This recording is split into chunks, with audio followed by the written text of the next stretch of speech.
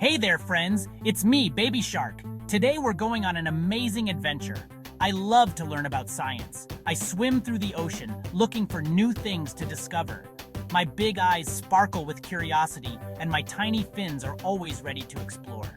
I have a special backpack filled with cool science tools. There's a magnifying glass to look at small things, and a notebook to write down what I learned. I even have a tiny lab coat that fits over my fins. I love to share what I learned. Today I want to teach you about some super cool science stuff. Are you ready to dive in and learn with me? Let's go on a science adventure together. Baby Shark swims to the surface of the ocean. He pokes his head out of the water. The sun is shining bright in the sky. Baby Shark feels the warm rays on his skin. He wonders, where does all this water come from? That's when Baby Shark decides to learn about the water cycle. First, Baby Shark looks at the ocean around him. He sees water everywhere. The ocean is like a giant bathtub for sea creatures, but Baby Shark knows that water isn't just in the ocean. It's in lakes, rivers, and even in the air we can't see. He gets excited to learn more about how water moves around. Baby Shark calls his friend Wally the wise whale. Wally explains that the water cycle is like a big merry-go-round for water. It keeps going round and round. The water doesn't disappear, it just changes and moves to different places. To understand better, Baby Shark decides to follow a tiny water droplet on its journey. He names the droplet Splashy. Baby Shark watches as Splashy, the tiny water droplet, begins to rise from the ocean. The sun's warm rays heat up the water. Splashy starts to turn into a gas called water vapor. Baby Shark can't see Splashy anymore, but he knows it's still there. This part of the water cycle is called evaporation. As Splashy rises higher into the sky, it gets cooler. Baby Shark learns that when water vapor cools down, it turns back into tiny water droplets. These droplets come together to form clouds. This process is called condensation. Baby Shark imagines Splashy joining other droplets to make a fluffy cloud. He swims in circles with excitement. He loves learning how Splashy transforms from liquid to gas and back to liquid again. Wally the wise whale tells Baby Shark that clouds can travel long distances. They're carried by the wind. Baby Shark learns that when clouds get heavy with water droplets, something amazing happens. The droplets fall back to Earth as rain, snow, or hail. This is called precipitation. Baby Shark sings, "Rain, rain, come and play, Splashy's coming back today." Sometimes, Splashy might fall on land instead of the ocean. Baby Shark discovers that water on land can take different paths. It might soak into the ground, a process called infiltration, or it might flow over the land in rivers and streams. This is called runoff.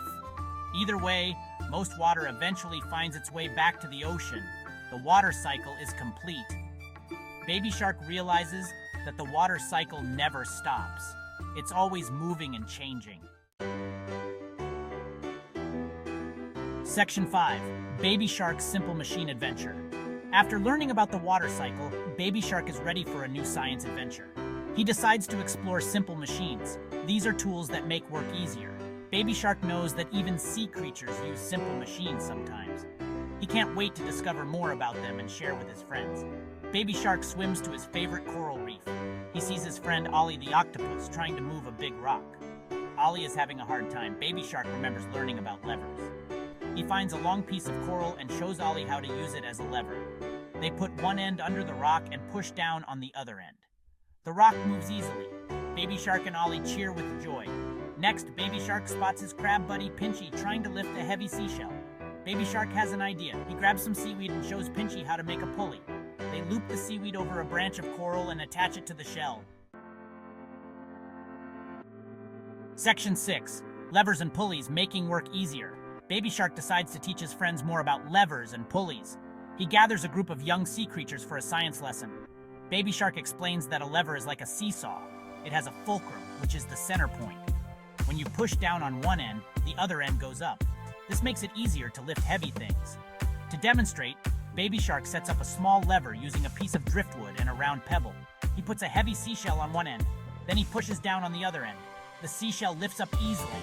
The little fish and crabs clap their fins and claws. They're amazed at how the lever works. Baby Shark lets them all try it out. Next, Baby Shark moves on to pulleys.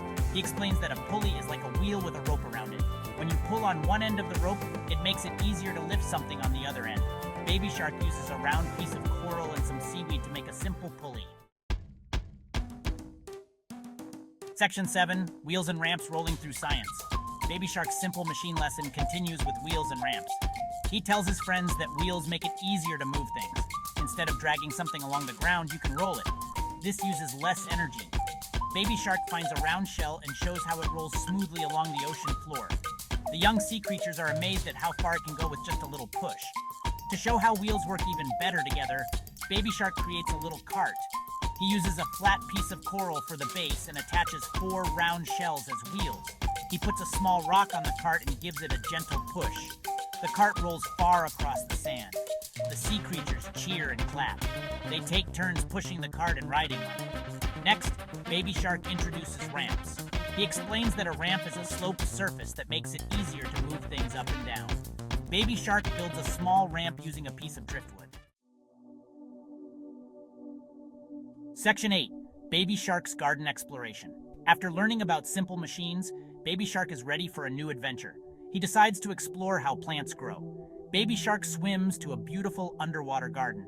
It's full of colorful seaweed, waving anemones, and swaying kelp.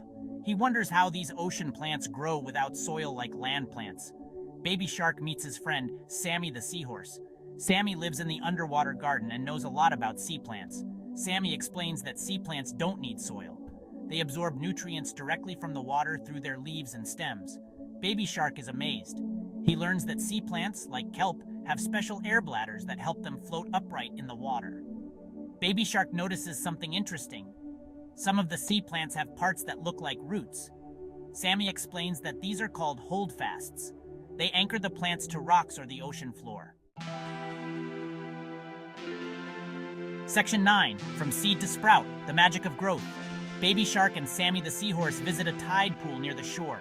Here they can see both land and sea plants. Baby Shark is fascinated by a small plant growing in the sand. Sammy explains that this plant started as a tiny seed. Baby Shark learns that seeds contain everything a baby plant needs to start growing. Sammy shows Baby Shark how seeds need water to start growing. When a seed gets wet, it swells up and breaks open. A tiny root grows down into the soil, and a small shoot grows up towards the sunlight. Baby Shark imagines this happening and sings a little song. Seed so small in the ground, add some water, look what's found. Root grows down, shoot grows high, little plant reaches for the sky. Baby Shark learns that plants need more than just water to grow. They also need sunlight, air, and nutrients from the soil. He compares this to how he needs food, water, and oxygen to grow. Section 10, Leaves and Sunlight, Nature's Food Factory. Baby Shark is curious about how plants make their own food. Sammy explains a process called photosynthesis. It's like a tiny food factory inside each leaf. The leaf takes in sunlight, water, and air. Then it turns these things into food for the plant. Baby Shark thinks this is incredible. He wishes he could make his own food just by swimming in the sunlight. Sammy shows Baby Shark how leaves are designed to catch as much sunlight as possible. Some leaves are big and flat, others are small and numerous. Baby Shark notices how plants near the ground have larger leaves, while plants that grow tall have smaller leaves. This helps all plants get the sunlight they need, no matter where they grow. Baby Shark learns that plants release oxygen as they make their food. This oxygen goes into the air and water. It's what fish and other animals breathe. Baby Shark realizes that plants are not just pretty to look at. Section 11, Baby Shark's Science Encouragement. As Baby Shark swims back to his ocean home, he thinks about all the amazing things he's learned. The water cycle, simple machines, and plant growth are just the beginning of science adventures. Baby Shark feels excited about all the other scientific wonders waiting to be discovered. He wants to encourage his friends to explore science too. Baby Shark gathers all his sea creature friends. He tells them about his adventures in learning. He explains how science helps us understand the world around us. Baby Shark shows how science is in everything they see and do.